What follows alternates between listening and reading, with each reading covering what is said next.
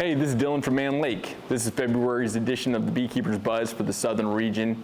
We're here in East Texas.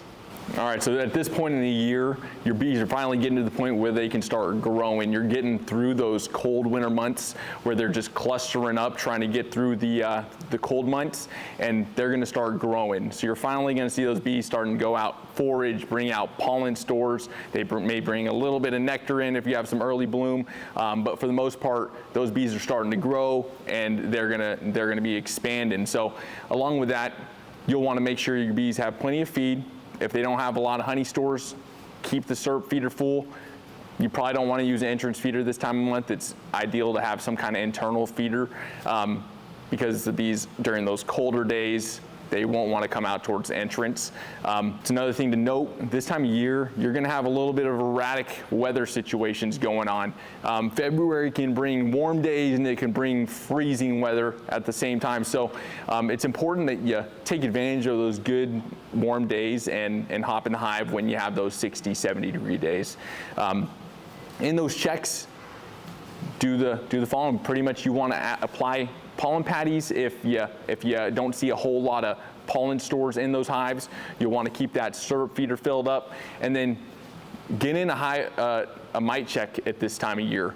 It's really important that as your queen starts to lay and brood starts to emerge, that you start taking advantage of those low mite counts and keeping those counts down while you can.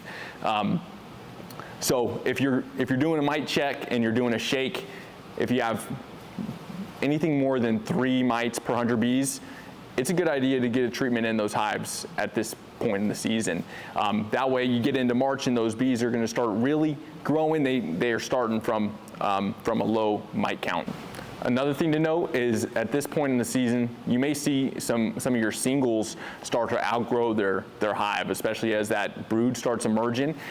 If you have any hives that are getting to that 70–80% full range, you may need to add another box, even as early as in February. It's usually not suggested to do splits this early in the year. You don't want to have a queen going out trying to get mated, and there being no drones out there to mate with her.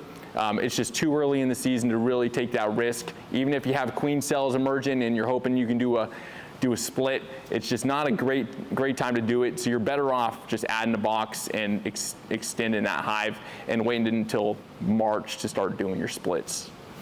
Some of you guys probably got some pretty cold weather here in the last month. In January, we saw some single-digit days. We saw some snow. Some parts north of us and south of us got quite a bit of snow. It completely missed us. But just so you guys know, if you get that kind of weather here in February, which is absolutely possible, you don't need to worry about it. Those hives are going to regulate that temperature. If you have really small, light hives, hope for the best. They should do fine as long as we don't get too long of extended periods of freezing cold weather. Thank you guys for tuning in. If you like this content, go ahead and like and subscribe. And we'll see you in March for the next month's edition of the Beekeeper's Buzz for the Southern region.